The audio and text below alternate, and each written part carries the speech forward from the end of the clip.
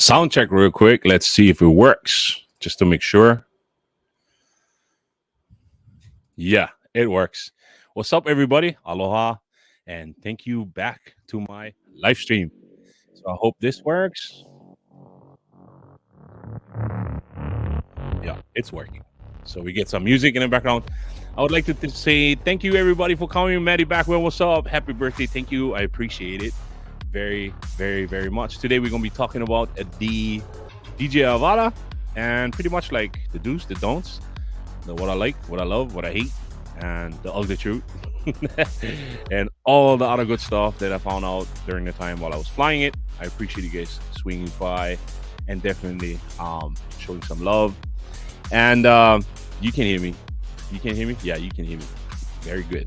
Love it. So as you guys can see, it's Halloween month. So I prepped my studio a little bit just for this live stream. And DJI Avata. So most of you guys know that I bought it, that I crashed it, and that yeah, that things didn't go as planned because I was inexperienced. I didn't know. So we'll see. Pretty much what I show you guys today is if you pick up the DJI Avata itself in the combo pack, as some people had it before in the combo pack right here. This is the combo pack as it is with the V2 goggles. I got the one with the goggles too, and it comes in this double pack that is right over here. So now once they send me my replacement, it came in that single box, which is pretty much the same box that is in here, just not with the goggles and stuff.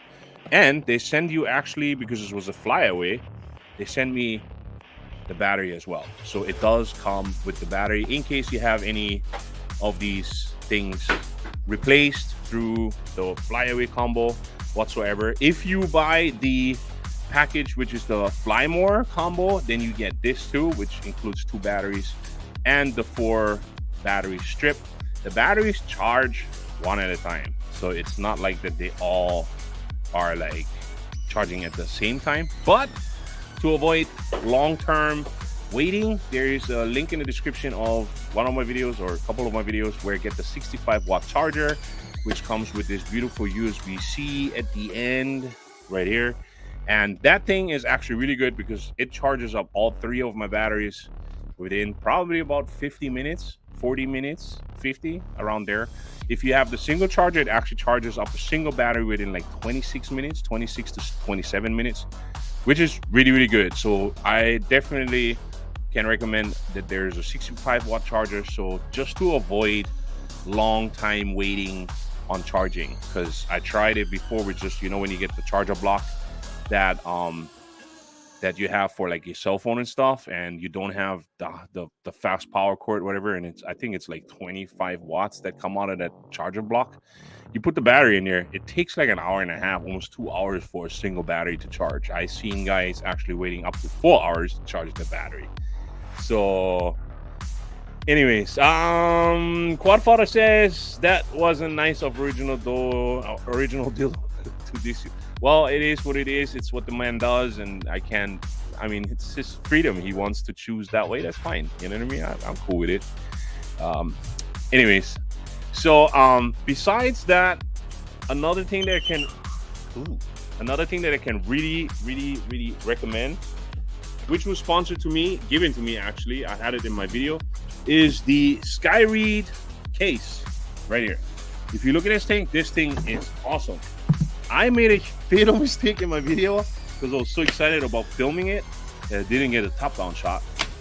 So, but I travel with this case. I take this case pretty much like everywhere I want. So, everywhere I want to fly. There you go. This is the case. See that? You have all the batteries inside there, and then you have your drone on this side right here, and below the drone on this side right here, you can put also the battery for the goggles. Let me take that drone out. So you take it out, boom, right there. So, and in there's right here is the goggle slot where you can put the goggle battery, and then right here is the slot for the single charger, and then this slot right here is for the multi-charger for the Flymo kit, which is really, really cool. To do this on the screen is crazy. So, and it fits the FPV controller as well. right here. It fits the FPV controller. What I really like about that, let me put that here. So what I really like about having the controller in there, you can leave the controller sticks on. Can you see that right here? You can leave the controller sticks on while storing it in that case, so they cut it the right way. You don't have to remove these if you have this FPV controller and fly your Avata with it. And then of course there's enough room for the V2 goggles right here. I mean for the goggles too. The case itself also fits the V2 goggles. So I tried it. A friend of mine has the V2 goggles. I put them in there. You just got to take off the antennas and then you can place that in there as well. It fits. It just doesn't fit with the battery. So mine's on is the goggles 2 right here. As you can see, I still have the battery attached to it, and that fits into that case too. And this case is really good because it also has a valve in the front. Close this up.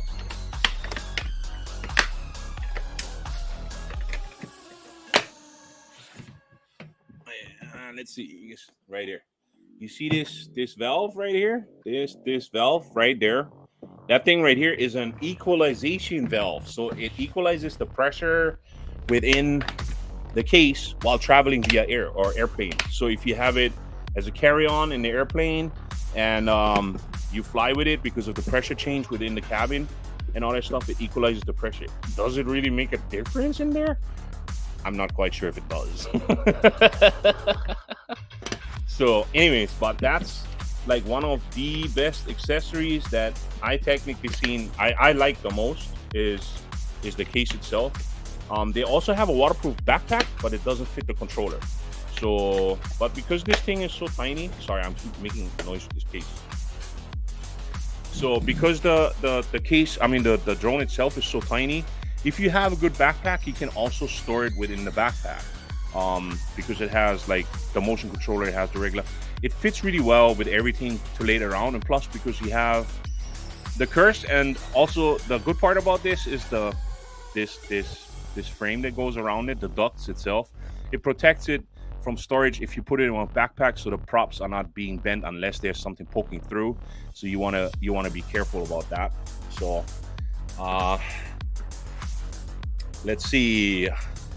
What's up, Alika? How you doing, my man? So I'm gonna go through the chat real quick because right here. Be nice if someone makes a third-party charger that charges them all together. There is, I think I pulled it up. I'm not sure. Did I pull it up?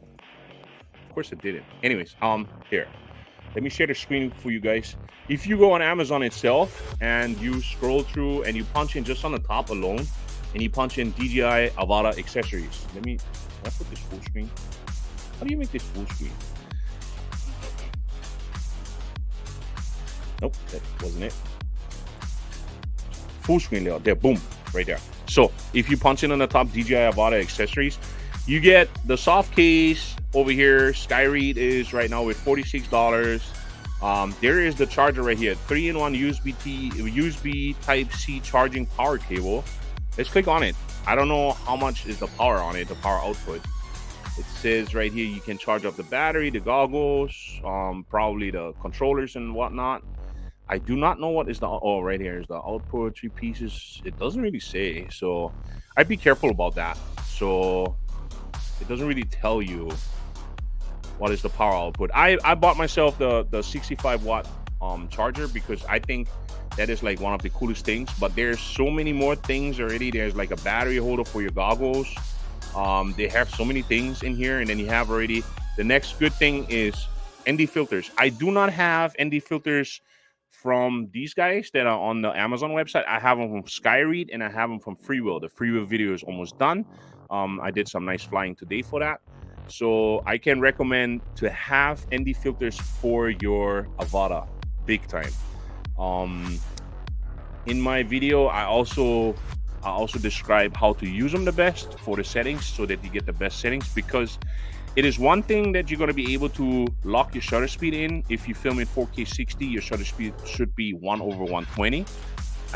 The bad part is because let's say it's white, it's like really light outside, and then you go into darker areas, and your ISO was on 100, it stays stuck on 100 unless you do it like me. I put my max ISO output, the auto output, I put on my max at 3200. That I found was one of the best settings. And you leave the ISO on auto while locking in your shutter speed to get the nice motion blur. And then there's no aperture, so the aperture is locked in too, but you have the 4K 60.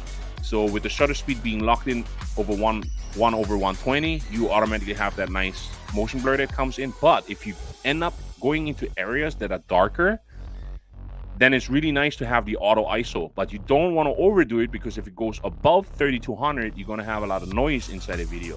So you should play around with that and see where it brings you based on where you're flying at, because I had it where I was going through a canyon, and then in that canyon, it switched from like a river to the waterfall, and I was going underneath trees, and there was shadow or shade, and it came really dark. So now with the auto settings in ISO, I chose to have it not more than 3200 in ISO, and the noise level was barely noticeable. Plus, she has the Avata itself, the camera, reminds me of the Mini 3 Pro, because she has a really smooth switch over in auto anything. Auto shutter speed, auto ISO, auto whatever.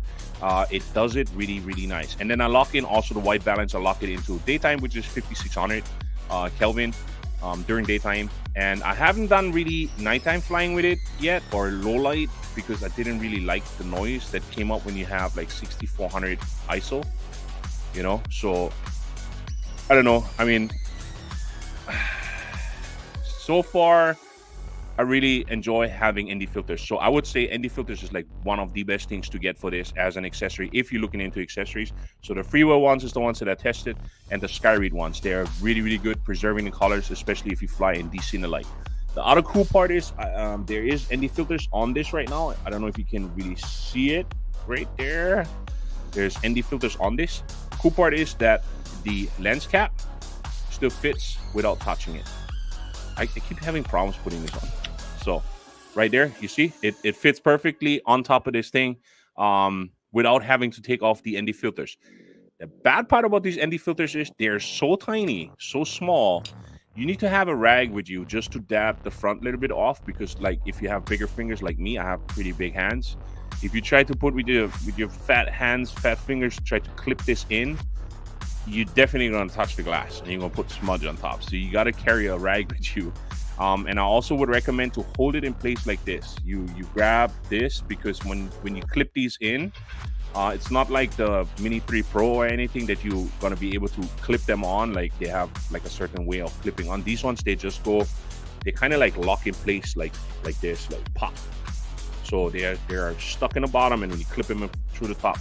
So in order to make that pressure, you got to be on the frames of this, but definitely you're going to put smudges because you're going to be touching this sucker.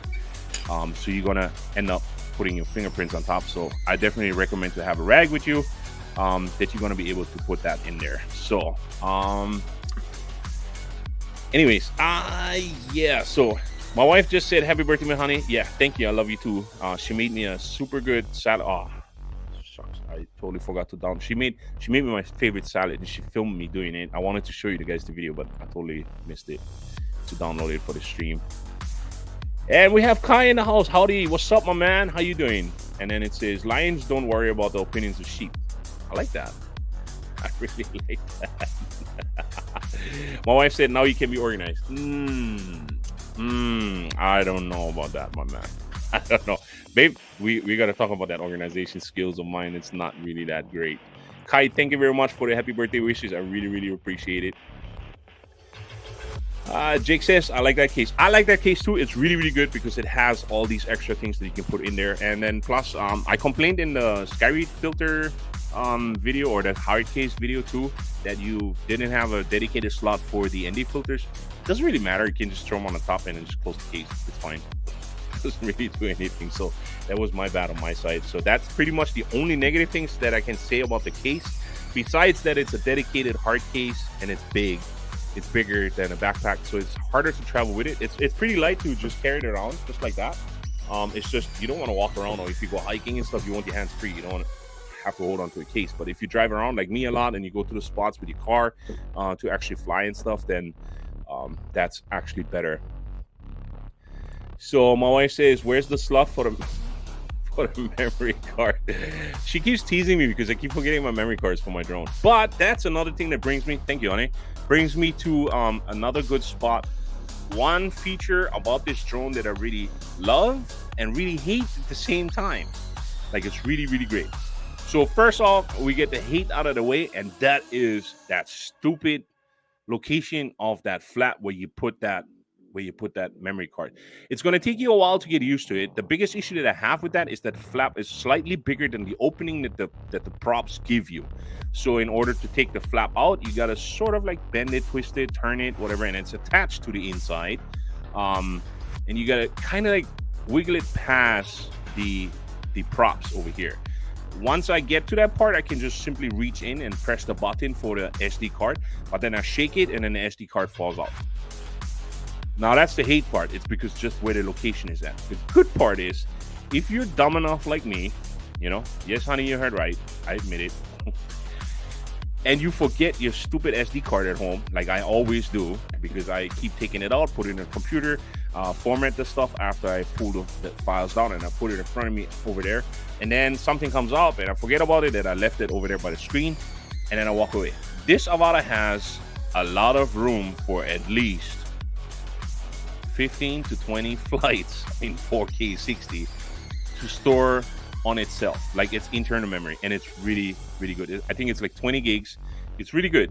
The bad part is, I think they didn't, I'm not sure about it, but sometimes during the editing part, when it has to record, I don't think that it has the capacity to write the speed fast enough on top of the Avata itself, because the footage that I pulled off, if you are flying a little bit faster and you have a lot of data to collect from the environment and to have it come into the lens and into the picture, she stutters once in a while. So with my editing program, I was able to actually fix that a little bit, but that's slightly an issue. I don't know if it's my computer or if it's during the replay with VLC player on the file, it might have been that, but I don't want to throw something stupid out there and get roasted again. But so far I've seen it that it's really good to record, because if you forget the SD card, you're actually going to be able to record on this Avata. She got your back really, really quick.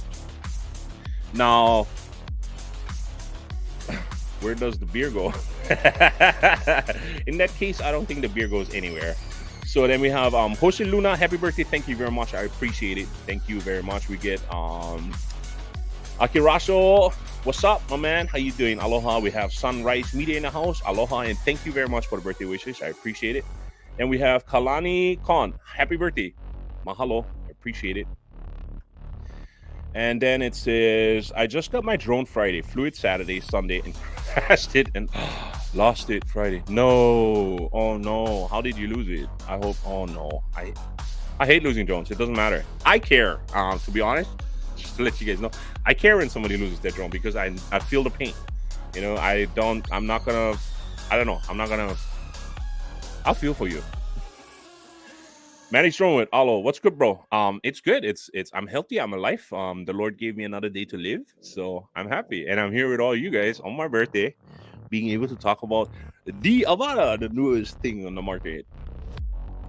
So, let's see. Think you'll upgrade to the Axis flying motors? I don't know. I seen somebody tag me in the video just to check it out. I'm not, see, the reason why I bought this thing is because I didn't want to do any of that stuff. Because if I have to exchange the motors and stuff like I did, for example, with the DJI FPV, the blades to change out, you had the Econ prop adapters and stuff. That's not too bad. But in order to change out these motors and stuff, it would come down to soldering and stuff. And as far as I've seen it, when certain people was taking it apart and stuff to show where everything is at, I'm not that great in that. And I don't have the patience. My hands are way too big for that stuff. I don't know if I really want to do that. But, I mean, it's an option maybe to look into. It's going to be having a lot of videos about it. And I think the person, when they tagged me in it, they really, really described in there that it's really good. But I'm not quite sure if I'm technically inclined and morale-wise be inclined to do anything like that to a drone that I can just buy like that and fly it. So now we're getting to the flying part. Okay, so now for me personally, I'm no pro, you know, and I'm pretty good in the simulator to fly with this, because the simulator is always a little bit different with this controller. If I want to fly the DJI Avata in tight spaces and stuff, I pretty much prep my flight route and I use this just like that. I use this controller because it's very intuitive. It's really good, and you can achieve a lot of good shots with this. And I got really good with it, also zipping around tight turns. The key part that I found out is to know the environment that you're flying in. The more you're going to be flying in those locations or those areas and stuff, something just fell down. There's ghosts in my studio, I think. The way I prep everything and fly it and keep flying it over and over, I don't think that I really gonna need this for the Avata. And based on my experience so far, especially with that yaw washout and stuff, my tendencies of making those 180-degree turns is like baked in already in my muscle memory for my thumbs. So I think I'm going to rely on the DJI FPV itself with the Acon prop adapters and different blades that I changed out to. And I don't think I'll stress the Avata through that. It's one of the points that I wanted to bring across with this live stream as well, is if you intend to fly it as a DJI FPV or as an FPV drone with doing flips and rolls and stuff, I recommend not to use it for that. If you want to upgrade it, the motors and stuff, they're solely up to you. I don't recommend doing this flying with it, which is one of the reasons why I strongly believe that they didn't sell the drone with this controller on purpose, because they knew about the yaw washout. They knew about that problem. It's the reason why they put it into the paragraph of the manual itself. I've seen it inside there too. And it said that it's going to come unstable. I expected an unstable flight, not knowing as an inexperienced pilot that it's going to drop on the dime and it's going to dead drop like a brick out of the air, to be honest. So you can show compassion for it, or you don't. So some people chose not to and attacked me over it, but I'm just simply telling you that the masses that bought this drone are not as experienced as the 10% or 9% of people or pilots that have flown Cinewhoops before, and they went into that expectation because they heard DJI, they heard safety, they heard FPV, and that's why they crashed it, because they thought they could do the same thing with it, because we all didn't really have the Cinewhoop experience. It's that simple, you know. Would it have been better? What would have been the remedy? Let's say it that way. Plenty of people always argue and complain about this whole thing, and they argue about like, oh, why are you, you know, it's your own fault and you're stupid, and you know, they regularly they smash you for it and say, oh, you should have known about that. Well, I didn't. To be honest, I just simply didn't. And majority of the people who bought this and crashed it didn't know about that either. I knew it afterwards, after doing my whole research, after putting the stuff next to each other, and we all seen the videos. I don't have to pull them up right now. We all seen the videos. It's all the same. It's always the same type of motion, always the same type of movement. And I learned from it through drone worship, Dan. I learned from it from him. He's the first one who actually initially explained it to me in a proper manner, where I understood vortex, where I understood prop wash, and that's when I started looking into it. By that time already, I was getting attacked for based on what my findings were, and I'm just simply telling you, if you don't have no compassion for somebody else, then that's not my problem. I have compassion for these people. That's why I brought out these videos, and that's why I pointed out this issue. Do I agree with DJI having to release something like that and making it available for this? I think my remedy for that part would have been that if you choose to go with this in the options on the firmware, I would have hoped for DJI to say you're going to forfeit your warranty. If you are inexperienced or you're going to crash it with this FPV controller, you just forfeited your warranty. We cannot warrant the flyaway for you. It would have held back a lot more people to actually use it that way. It definitely would have held me back, because I paid $220 for the damn care refresh, and if in there it would have said you're going to forfeit your warranty claim, I wouldn't have used it for that, to be honest. That would have been just me. Some people still would have probably just pressed the button and say, screw it. There were warnings, yes. There were initially warnings where you have to click yes and no and you accept the risk and all that stuff. But nobody told me that it's going to drop out of the sky like that, you know, and that's the part where it's the inexperienced part. And that's where, yeah, okay, my fault. I took the burn. Lucky to you guys, my viewers who made the donations, I was able to get the replacement and keep on flying. Not everybody is going to be as fortunate. A lot of people lost their drone. They have to go through that whole process of replacement.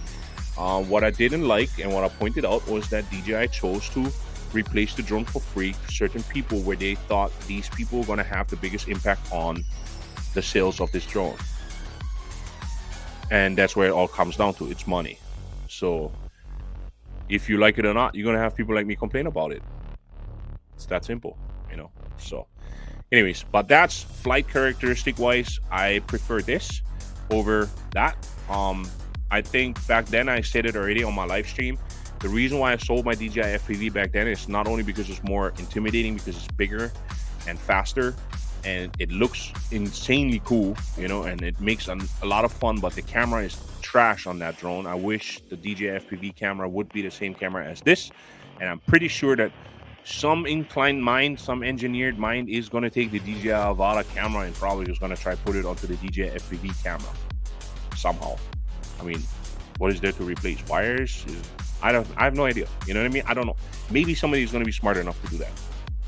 You know. Anyways, but I'm missing out on this whole Aloha 808 State. What's up? I like that name, 808 Avator. I like that. What's up, New England journalist? How you doing, my man? So Jose Luna says, I lost video signal on my goggles and crashed into a tree. Oh no, in the swamp. Oh no, it was part drone and part my fault. Filled the DJI refresh claim Sunday and they called me today working on my claim. That's the one thing that I have to tell you about it is like the claim part. If you have care refresh and you're bringing up all these information and stuff, is really, really, really good. DJI is really good about that. Like the claim warranty, customer service wise, they're really good. Like they're quick, you know. I mean, they make a lot of money. They probably have a lot of people working for them. They're gonna tell you straight up, pretty much like, we won't pay for it or not, you know, like straight up. I asked them how many times to replace mine's one for free, and they denied it. And they just simply said, nope, you messed up. And they said it because your stick input was this. You did the turn to the left and you made that U-turn. And I thought the U-turn and the design was their fault. Well, sorta it is, but sorta not. Because they only sold it to me with this. I chose to fly with this. Okay. And that's where it comes down to where I said earlier, they should have just simply say, hey, you're going to forfeit your warranty, which they pretty much told me, you know, like, you got to do the flyaway. I'm just glad that they did accept the flyaway, so I didn't have to pay out $629 for a brand new drone, you know, so I only paid like $220 care refresh and $220 for the drone, which was covered with everybody else, you know, helping me getting that stuff done. Can you talk about a flight simulator? What do you use? Thanks a lot. So flight simulator wise, I use the it's Drone Racing League simulator. I got into that later. What I started with is on Steam. So steampower.com has once you download that, it's for pretty much a low-level laptop or a PC can actually handle liftoff already. I use liftoff a lot for that. I learned on liftoff when DJI FPV came out. The Steam community, because I have a Steam account since the beginning of Dawn, since it first started, the first day that I think it was like September 13, 2003 or something like that. That was when the first time Steam came out. That's when I got my account and I stuck with it ever since. It's a gaming platform, so it has simulators such as Liftoff. I use Liftoff, and when it first came out, it was just Liftoff itself. You could fly, had like 5-6 levels. And they advanced and they're cheaper. It's a $20 simulator, and then they have like a $3 add-on for it's called Slipstream. Now you can chase cars, you can fly around. You get to learn how to fly with this. And the cool part is you can use the DJI FPV controller, and you just plug it into here, USB-C to USB into your PC and then or laptop, and it picks it up. It picked it up on my laptop. It picked it up on this computer. It picked it up on the computer in my house. and it does, you automatically, you can calibrate it within there, and then you can start playing around with rates.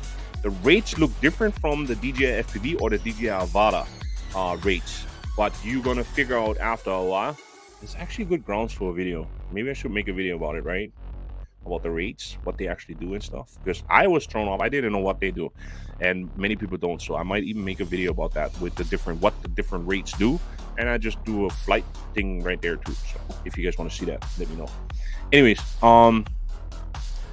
the thing is that those simulators are going to help you learn how to fly, and you have in the Steam community also a Steam community workshop where players create their own drones, and then they put it up, and they call it DJI FPV, they call it DJI Avata, and you can just like it. And then when you go back into the game, you go under, when you choose your drone, you can go under downloaded drones, and you can just fly that, and it has the most similar flight characteristics to, I haven't seen one for the Avata yet, but I've seen it for the DJI FPV. They had like 4 or 5. I used them all, and there were like 2 or 3 that I could relate to that were acting almost as much as the DJI FPV does. You can also add on in the options, like that's the thing about it, because I started off with this whole goggles thing that is HD, so I didn't have the analog experience like most people do, like Alika and stuff. They all know how to do the analog stuff. They have the experience on how it looks like, right? So from there it went to HD, so they were like blown away. Now in the options of the game, you can choose if you want like the analog disturbance in your imaging, so it gives you like a little bit more of the feel of that. Plus you can make the fisheye view, where it's like the DJI FPV units, the earlier ones, they had like that fisheye. Everything looked a little bit more warped. You can put that in there, and you can add on prop wash. I actually tried to do prop wash like 100% at some point, just to simulate how much prop wash it is. So with the DJI FPV from the community part, I actually had to add on like 40% almost to make it feel like how the real drone flies, or how at least how it feels to me when I fly it, which is really, really good. So liftoff is one of my favorite simulators that I do. Plus they have like the night race kind, they have racing, you can just fly in the levels for free if you want to, you know. And Troy Hanano says, happy birthday, you baka. Happy birthday. Thank you very much. I appreciate it. So Zach says, would love to see a video on that. I also have had a Steam account for many years. I love doing cinematic drone videos to nature, but would like to add this extra dimension. That's the thing about DJI FPV in itself, in my eyes. Like I said it before in another live stream, the Avata and the DJI FPV, in comparison to the GPS footage and regular cameras like DSLR, APS-C, full frame cameras, if you learn how to edit the right way, anybody can be a Sam Colder these days. You don't have to have the experience to build your own FPV drone anymore, because you have DJI FPV and you have DJI Avata. The Avata is for close proximity objects. You can fly through trees, branches, you can go slower. It's actually better to go slower. If you have areas where the environment is stagnant, you can speed up the footage and make it look more exciting. The one good feature that I really, really like is horizon steady. If you want to make it really cinematic, where you can just go up and down, because it doesn't have the whole FPV tilting part. But if you want to have the FPV tilting part inside there as well, you have rock steady, which is really good. And for those who don't really, or who know their way around, they can also use the gyro flow or gyro flow in order to, you got to turn off rock steady for it in EIS, and you got to turn off the horizon steady and just have the straight data. And I think the widest, the settings on the camera itself got to be in wide view max, cannot be ultra wide. I watched ultra wide, or I filmed in ultra wide, and I watched my footage afterwards. I didn't like it. I hated it. I totally hated it. Like, it's too wide. It looks weird. It's like an oversized GoPro. Like, I didn't like it. The max that I use is wide if I want to, but I usually prefer to have normal view. So I choose in my options normal view.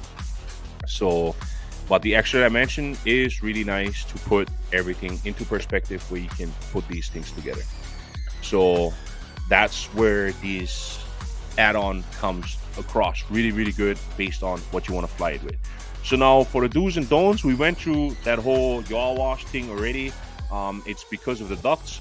The reason why I believe that's true is because I watched Drone Camp. Mr. Davis has flown this drone. He's been flying FPV drones for a long time, and he actually removed this whole prop guard thing, and he flew the drone without it. Of course, the drone is tuned to have it with these ducts, and DJI has announced it before that this new duct design is going to give you more stability in the slow kind of stuff and to go through things. Look, I get grass in there.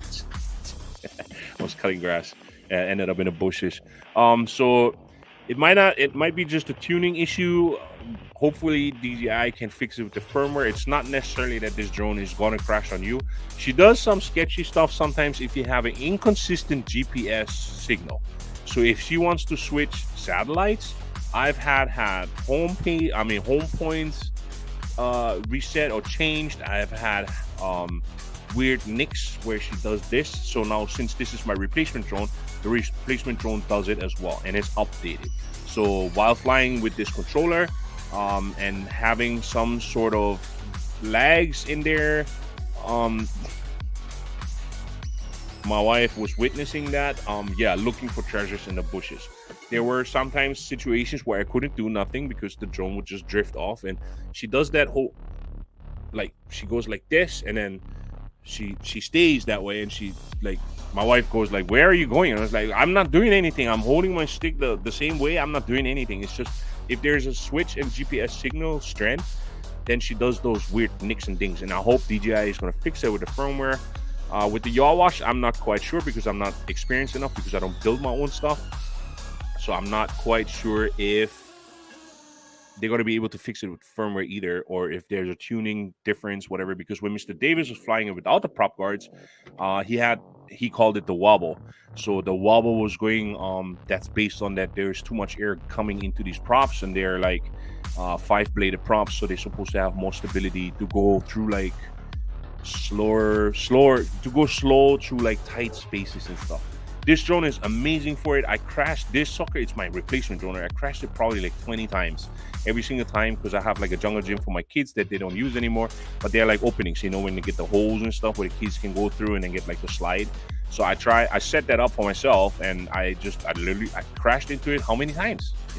How many times I ended up crashing it? But this drone is very, very, very sturdy, and she survived. There's some battle scars over here already, and there's a piece of plastic broke off on this side because I whacked it pretty hard and fast going in sport mode. But you'll get the feel of it better and better using the motion controller. So the motion controller, in my eyes, is one of the best features of this drone, which makes me love this drone even more because it's very intuitive. And for the Masters itself, is it a good beginner drone as an FPV? This is not necessarily, it is FPV because it's first-person view. So it's a first-person view because you're looking through the goggles. Is it like a traditional FPV drone? No, it's not, unless you learn how to fly it with this. But it's not made to raggedy doll it all over the place and to make rolls, flips, yaws, and all that stuff in like super high speed. She's very wind sensitive. Like if the wind is not even that strong, then she likes to be like sideways like this if the wind blows like 10-15 miles an hour. So she's, like I said, she's made as a cinematic drone, or for like Cinewhoop kind. It's made for like those tight areas to fly through buildings and stuff. But then I seen people already that said, oh, I flew through a building, I lost my GPS connection. And that's true. You're gonna lose GPS connection. And when you do lose GPS connection, or you have bad reception with the GPS and stuff, then you have the problem that this stuff kicks in. So she's kind of contradicting itself, where she wants to return to a home point. So now if she returns to a home point and she's like in the building and your home point is outside and she goes up, she might fly straight into a ceiling fan. That's if you are further away than, I think it's 50, is it 50 yards? Or was it 50 feet? I forget. You got to be further away than 50 feet or something, because other than that, if she does lose signal, you can choose to... No, she just goes back into a straight line to the home point. But I believe there is a option that if you lose signal to the drone, to just have a hover or land. And I think I've seen it in the settings of the safety stuff, where it said that, where it's either or return home, so go up, ascend. And then there were other ones where it says that, oh, just hover. I think that's the best option. Just let it hover. Because if you know that you're going through like a building and stuff, and there's like multiple stories, and you have access to that building, I think it's better if you just, oh, I lost reception, and then you just walk up to the drone and you just grab it out of the air. You can grab this sucker, literally like bring it close to you and just flip it upside down. She's really good about that. It's a super solid drone. It's just some of the GPS stuff that it does on its own, it can ruin your shot. If the GPS like switches around and stuff, but other than that, I think it's a really good drone. You know, it's really, really good. So saw those in your videos. Great spaces to train running that through. Yeah, I use it all the time. It's like if you can find it on a yard sale or whatever. But they also have I think there's like there's like FPV rings, the plastic rings that you can find that you can set up on your own. Some people like them, some people don't. But guarantee you're gonna find some FPV racing course stuff to just go through it. But usually whatever is around your home, like I used a lot of stuff around my home that I now realized I can actually go through, and it's actually pretty small, tight spaces. I would not send my Evo 2 Pro through there. I would not send my Lite Plus through there. I would not send my Mini 1 through there in that speed that I'm going with this Avata. So that's what that thing is made for. You know, it's really made for those kind of things, because it goes like 10, 15 miles an hour and you go through it. And because it's a lot of fun. It's really a lot of fun to do that. You know what I mean? If the drone's compensating for high winds in normal or sport mode, it wants to take controller input. Might be why you were drifting away. Well, it's not necessarily really a drifting away part. It's when she does that whole, you are on the trigger and you are flying a straight line. All of a sudden she does this. And then all of a sudden she goes sideways like this, and then she ends up backwards going into the bushes. So I had it today a few times. I'm still trying to figure out what it is, but I believe it has to do with GPS signal, because the area that it was first in when that happened was hard reception. There was barely any cell phone reception. There's a lot of signal interference. The satellites dropped down from 22 down to like 15, 14, you know. And when that happens, that's when she does those weird Nixon things where she just goes left and right, you know, and then it throws you off and you're like, hello, where are you going? And I try to overcorrect, or I try to correct it with the motion controller, and she just doesn't want to abide. She just does her thing backwards, and I ended up in the bushes like a couple times. It was to the point that I was about to give up, but then my wife says, oh, we're going to change location, let's try again. And then she actually encouraged me to fly, and then right after that we had solid GPS signal, and the whole way through there was no problem. You know, she never did it once, except for that where she didn't want to come down. Like, I was really high, and for some reason the vision positioning sensor said that I'm like really high, and I'm like, I'm not that high, I'm only like 10 feet above the road. But she didn't want to descend. Like, she told herself she didn't want to descend. So I got her down afterwards, and I got her to land, but it was a weird moment, a real weird moment. So I still got to figure it out, but I think that's a firmware thing, and I think they can work on that. So no wind was present between all the trees. Yeah, there was no wind at that time, because there was a lot of bushes and trees that we didn't fly through. It was a road that I wanted to follow through. So, and for some reason, I think it was just the GPS signal. So I firmly believe that it's a firmware, I mean a GPS signal strength kind of thing. Besides that, I think I got it covered, pretty much all of it. We got the charger, we got the case. Any other questions you guys have about the Avata since I'm here? I mean, is GPS signal solid down your side of the island? Is there less issues down in Kona? There's less issues down in Kona because Kona is like more out in the open. I go down, since you know this island, I go down Puna side and Kalapana side. So that's really like remote and rural. There's like the latest or the last signal cell tower is somewhere in Leilani Estates. And I don't even know if the lava took that one with the last outburst. So they might have reset another one, but past that, Leilani Estates, and you go down Kalapana side and Puna side and Pohiki and all that, bro, there's like barely any. And then you have like these lush forests, like these, you know, this thick canopy tree roads, like mango tree grove, whatever, where it had like mango trees all over and they were growing over. The road is a 1-lane road and it goes like really windy all over. There's where the GPS signal gets interfered with a lot, you know. And then of course it's all brand new lava, so I'm not surprised. I wouldn't be surprised that it is magnetic interference as well, based on the irons that are in the ground. You know, that might be it too. When I came towards Hilo site, where it's all like the older lava spots and where like homes were there like for hundreds of years already, I guess the magnetic interference is not as strong, you know. So it's all possibilities, but it's just when I was at certain other points and I didn't even move and I was just standing at the same spot and flying straight, and she did that too. And I showed it in my video that she did that when she switched her home point, and then all of a sudden she does that stuff. That was also when the GPS signal went go down somehow, and I do not know why. You know, to be honest, I don't know why. You know, so I'm still working on that to figure it out. I don't want to throw things out there and get roasted for it again, because the DJI community seems to be very, very sensitive if you point out problems or issues with the DJI drones. So that's not because I'm not working for Autel, and it's not because I hate on DJI. It's just, it's a point that I wanted to point out. You know, never had no problems like this. So but other than that, I think I got it all covered. There's a lot of accessories that are coming out right now. I've seen a spoiler, I've seen a battery grip. I'm not quite sure if I really want to attach a battery strap or holder in there, because I had it that she flipped over twice in the grass, and lucky thing she did recognize that she rolled over and she turned off her motors on herself. But there was 2 times in the grass where she spooled up really, really, really hard, like really fast, and she kept trying to accelerate while she was upside down. She did not recognize that she went upside down. It said in my goggles, impact detected, but she didn't slow down. She kept spooling up, trying to speed up, and she was facing downwards and kept going. I was like, woo! So I actually ran over there and I grabbed the drone and I turned it upside down, and then she was still spooling up, but then when I turned it over again, that's when she shut off the motors.